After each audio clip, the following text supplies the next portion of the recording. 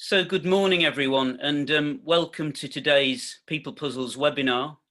This is the first session that we're running in what we're calling our mini webinar series, which we're launching in response to the spike in requests for information, which we're seeing across our client base and from inquiries about our services and responses via LinkedIn, email and website traffic. These requests are centering around support for SMEs and the sector in best understanding how to respond to the COVID-19 pandemic and its continued impact on the business community. My name is Jim Lister. I'm Regional Director for Yorkshire and the North East, and I'm joined by fellow Regional Directors Deborah Lee and Joe Ramsdale, who will be talking later about two key areas which arise out of the latest government announcements. These, of course, began on Sunday and have been followed by comprehensive guidelines. These signal the beginnings of the wind down of the lockdown restrictions. So what does all of this mean to the SME business community? And how best do you, as CEOs, MDs, senior leaders, respond to ensure a return to stability, profitability and a grasp of what's being called the new norm, and what this means in very practical terms? People Puzzles have been established providers of HR and people director services to organisations which turn over £5 million plus per year for over the past 10 years. And we employ a team of over 60 specialists across the UK. This represents an enormous wealth of experience that we can draw on when we're looking to solve the kind of problems we're talking about today. Today's session will cover, firstly, structural questions looked at by Deborah, and secondly, people process issues, which will be covered by Joe. We've tried to build in as many answers to the questions which you've sent on to us ahead of today's session, and there is a chance for you to add further questions via the Q&A facility. After Debs and Joe have presented, we'll endeavour to answer any outstanding questions, and we'll also be sending on to you the slide deck which is featured today, and we'll follow that up with an email, etc., to keep in touch with you. So, without any further ado, I'll hand on to Debs, who'll start the session. Debs. Hi everyone, morning. So I'm Deborah Lee and I'm going to be taking you through the structure part of the conversation. Jim, if you could just move the slide on. So let's just start off with a quick summary of Boris's statement on Sunday and then what came out on the Monday. So the biggest thing really was the compliance with social distancing guidance that was issued by sector on Monday, the 11th of May. So in terms of the sectors that can carry on working now is construction, manufacturing, food production, logistics and distribution. And actually many of those businesses have carried on trading throughout, even if that's been to a lower extent. Some of the new areas that have been allowed to open up this week have been garden centres and nurseries, and medical services such as dental, opticians and chiropractors, bicycle shops, vets and taxi and vehicle hire. And as you know, there are a number of sectors that are now in later phases. So the non-essential retail will start to open from the earliest, the 1st of June, with about 48 hours notice. And of course, personal salons, hospitality and leisure is at the back end of this. And currently the plans are it will be no earlier than Thursday, the 4th of July, before these sectors start to open up again.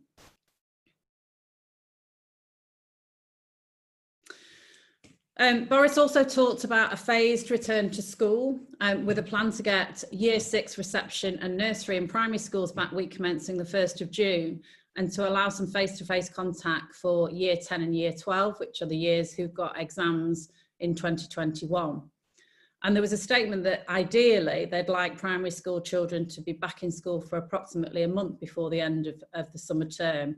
But obviously we'll have to wait and see whether that comes to fruition. Public transport guidance, the main message was clearly avoid if possible, to drive, cycle or work to walk if you could, and if you couldn't, there is some guidance around, you can see a poster there that the government have issued around is your journey necessary and how you plan it, what you should do in terms of face coverings, etc.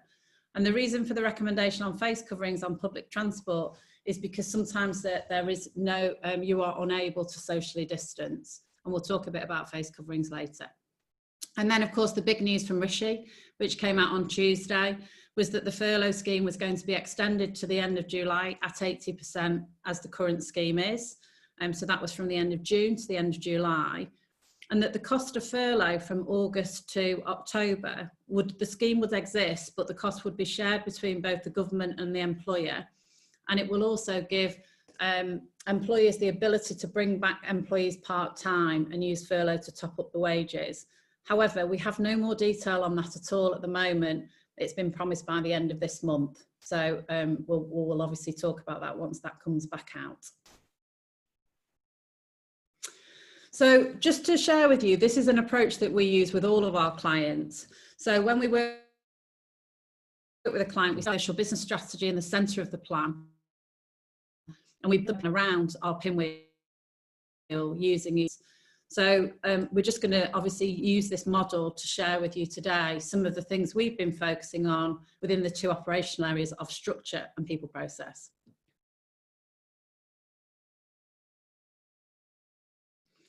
So I'm going to talk about physical plans first. So all employers now have to follow the working safely through coronavirus guidance that was issued for each sector on the 11th of May. And what this means is every employer needs to complete a risk assessment.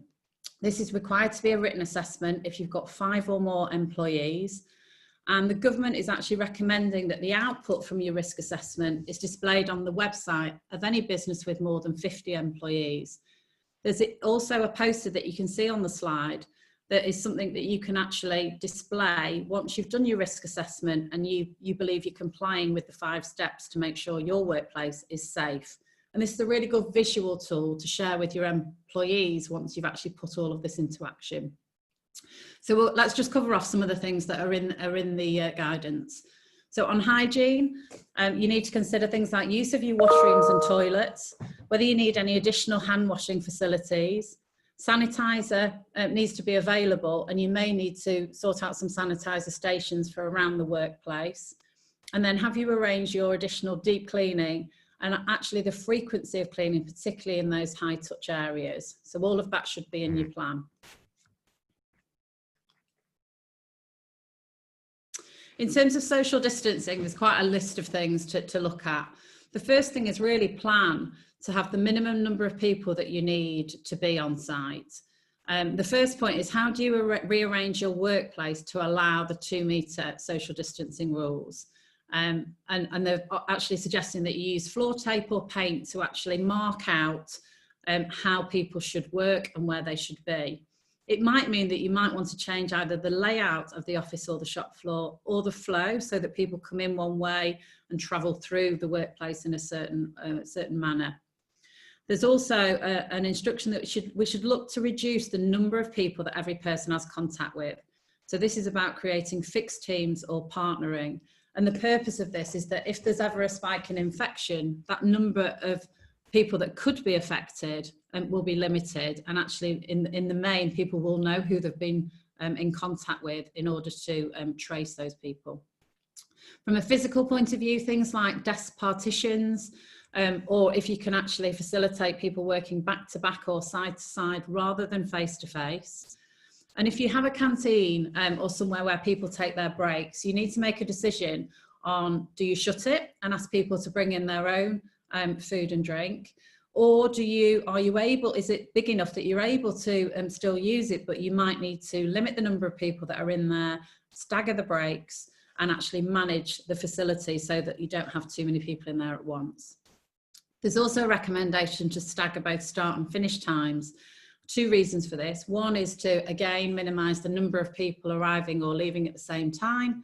But equally, if you do have employees that are coming in on public transport, this should also ease the number of people that will be on, in those peak hours travelling. You also consider rotating days and shifts. And obviously, once we do hear more about the flexibility of the furlough scheme, that will become much more apparent, I think, as we get further into the summer. Have a think about anything you use in your workplace that is a touch-based device. So many workplaces have visitor sign-in that's a touchpad, or they have security access that's touchpad. Because if you can provide an alternative, great. If you can't provide an alternative, then you do need to have an ability to clean these items quickly. So would you have wipes next to it so that it's wiped down as soon as everyone's used it? And then the other request, and this is probably one that's a bit more difficult for people to actually facilitate, is there any option to create an additional car parking spaces or bike racks if you do believe that your employees are going to travel to work in a different way? I just want to talk a little bit about face coverings, because I've had quite a lot of queries from clients and employees talking about, should we be wearing face masks? And actually the government is using the word face covering, and that's because the face masks effectively is referring to the clinical masks that are used. The government are really clear, face coverings are optional, and they are optional for the employee, but an employer does not have to provide them. There's no law to say that they have to be provided. However, we do know that many employees are anxious about returning to work and may feel better if they actually do wear a face covering. And therefore, what the government has suggested is that employers should support employees if they do want to wear a face covering and provide some guidance. And the next slide is the 6 things that they're asking people to do. So as I mentioned, it's optional. It's not required by law, including in the workplace, because there is marginal evidence that there's a benefit to face coverings. So what the government are actually suggesting is that you wash your hands thoroughly before you put it on, and after removing it, you still avoid touching your face. You change it if it becomes damp. You continue to wash your hands regularly, and you should change and wash the face covering at least daily. There's also, there's lots of people saying they want to wear a face covering, but if you are having the conversation with your employees, I would ask them to have a go at home. Everyone that I know that's not in a clinical setting has said even after 2 hours, it's incredibly uncomfortable. Okay, we'll move on. So just have a think about this, because this is quite a big job list to do. Who in your team is going to be organising this now for you? So you can see here a picture of an acrylic desk partition.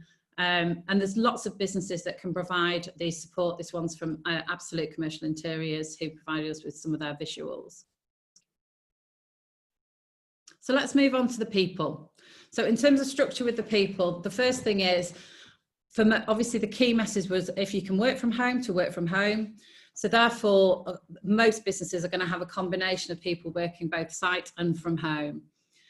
Have a think about what your employees may need to continue to work from home, because a lot of businesses shut down very quickly and had to move to this in a rush 6 or 7 weeks ago. So as well as risk assessments for your workplace, you also should be completing risk assessments for home working, which will look at the equipment, the space, and how people can work. And start to think about, how will you measure output and performance when teams are in different places, working in different ways? And how do you keep your remote workers connected to the on-site teams? And a key thing, and I know Joe will talk a little bit about this as well, is how will your meeting structures change? Because your traditional rhythm of meetings may well look very different as you move forward. And then how do you optimize the shape of the company moving forward? And a lot of this will depend on the work you've done on your profit and loss and your cash flow modeling.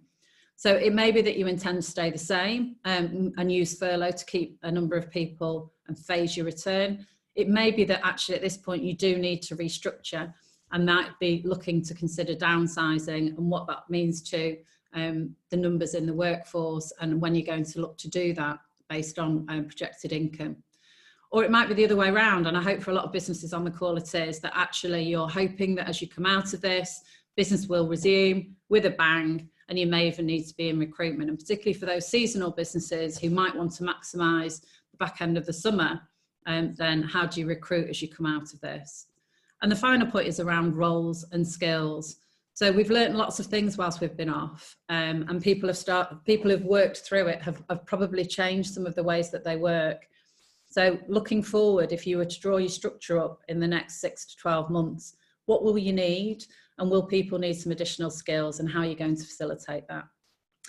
And at that point, I'd like to hand over to Joe, who's going to talk to you about people processes. Thank you, Deborah. That was very interesting and illuminating. Thank you.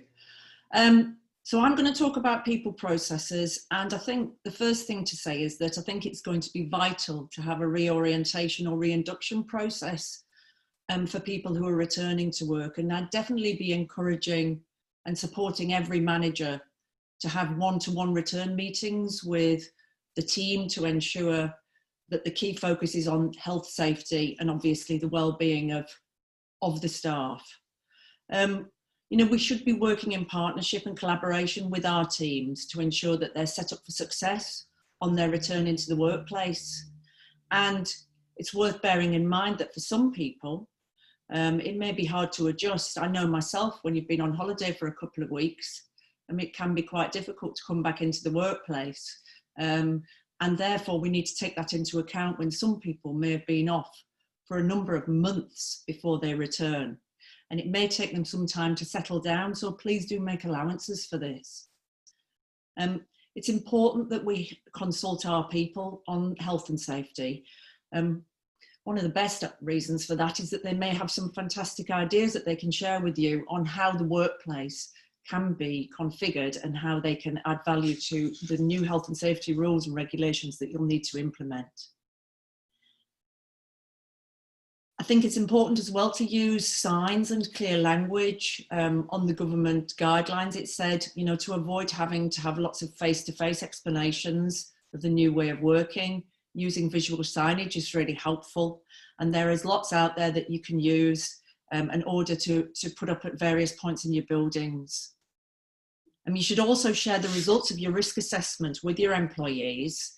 If you have more than 50 people working in your company, you should put the results of your risk assessment on your website. And if you have less than 50 people, then you should be sharing that with your employees. And if you have 5 or less employees, then for you don't need to do that. I think when employees are going to be out and about visiting client sites, there's some things that we need to know and comply with.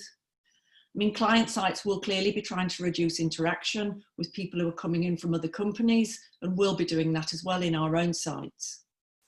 I think if you are delivering things or to other companies, it's important to consider staying in vehicles and trying to avoid places like bottlenecks and places where people could congregate. It's also important to remember that if vehicles are going either to people's homes and then coming back into the workplace or to other client sites, there needs to be a routine and regulation put in place for cleaning and sanitizing those vehicles so that you can ensure that they meet the requirements.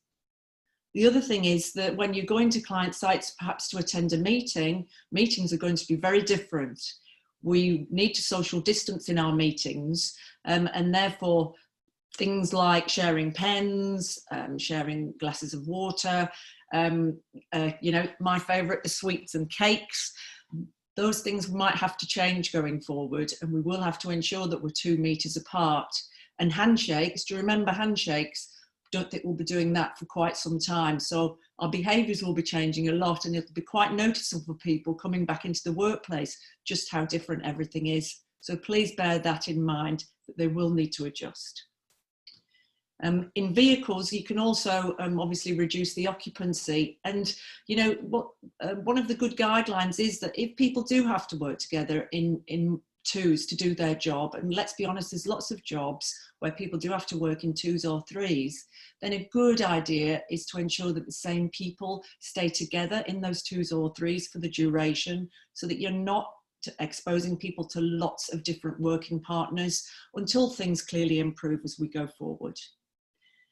And I guess the question is, what happens if employees don't conform to these new standards? Well, it's really important that they do, because the Health and Safety Executive will be making spot visits to various sites and offices across the UK, and they'll be looking for these new guidelines to have been introduced and people to have been trained on them and to understand them really well. And therefore, it's important that, you know, you explain that to your teams and you tell them, look, this isn't negotiable, we must do this. This is basically the new normal. And I think if you talk to your teams and you really include them and you allow them to add value and to add ideas, that will help them to take it on board so that they won't feel that they've been told to do something, but actually they've been very much involved in the decision making. I think now we can talk about what we could do if employees refuse to return to work. Well, it's important to know that there is one group of employees who won't be able to return to work, and they're the people who are on the critical list with regards to their health issues. Those people will have received a letter from the government to say that they are on that critical list, which they'll be able to show you. And they need to continue to shield until they're told otherwise. So with those people, they must continue to work from home if they can. The government has said that nobody will be forced to go into a workplace that is not safe for them. And therefore, until we complete all of the things that we're talking about today, our workplaces can't really be classified as safe. The sooner that we do this, the sooner that we can give our employees the certainty they need to enable them to want to come back and feel comfortable about that.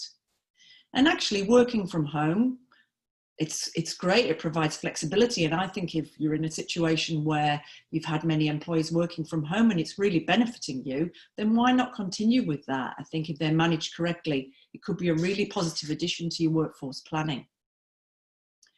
If employees refuse to return to work while furlough is available, well, I think we need to be patient with the people who work for us at this time. Nobody has asked for COVID-19 to happen. Nobody's asked for schools to close and for their children to be at home and for them have to be homeschooling. And there'll be some people who, because of their personal circumstances, simply aren't able to work. And I would imagine people who have young children, but aren't the ones that are going to be included on this early return to school, are still going to have necessity to be at home to ensure that those children are homeschooled correctly and looked after. And I think it's about working with those people positively to ensure that you get the best outcomes, and where possible, perhaps to find other solutions. Could they work part-time from home? Or indeed, could you change their hours of working so that somebody else is there to look after the children when they come into work? And finally, when furlough finishes in October 2020, if employees refuse to return to work, well, clearly we're into a different situation. What I would say is that before October, I definitely recommend that every business should have a forecast in place to understand short and medium term requirements for their organisational structure. And they'd be looking at their team requirements, their revenue and their profitability forecasts. We should know what the shape of the organisation looks like and who we're going to need in our teams. And there may be some exceptions, and where we want to retain employees past October who for some reason are not able to come in, we may want to look at other options with them, some which could be unpaid leave, sabbaticals, using up some of the holiday that they've accrued, or termination through capability being absolutely the last resort. Can we have the next slide, please? Great, so while we've all been locked at home, there have been some changes that have been happening with regards to legal compliance in terms of legislation around people. And I think it's probably worth now just quickly going through those in case we haven't picked all of them up. The first thing is that terms and conditions must be given to every employee before they start work. Before we had a month's grace, now we don't. This also extends to casual employees as well. There's a new right to parental bereavement leave and pay of up to 2 weeks for a loss of a child under 18 or a stillbirth after 24 weeks. Holiday pay, the reference period moves from an average of 12 to an average of 52 weeks for those who are on irregular hours. And therefore we need to take the whole year into account when we're working out their average holiday pay. The Swedish derogation's been abolished, which means that after 12 weeks, agency workers must be paid equally to other staff. There's a few changes in terms of allowances. Our statutory maternities increased to 151. The maximum compensation now for unfair dismissal is 88,000. SSP's gone to £95.85 a week, and our redundancy maximum weekly statutory amount is now increased to 538. The other things that have happened is that the government has said that the gender pay gap, they're going to suspend enforcement of that during 2020, and also IR35 has been delayed to 2021, which is, clearly good news for people like me.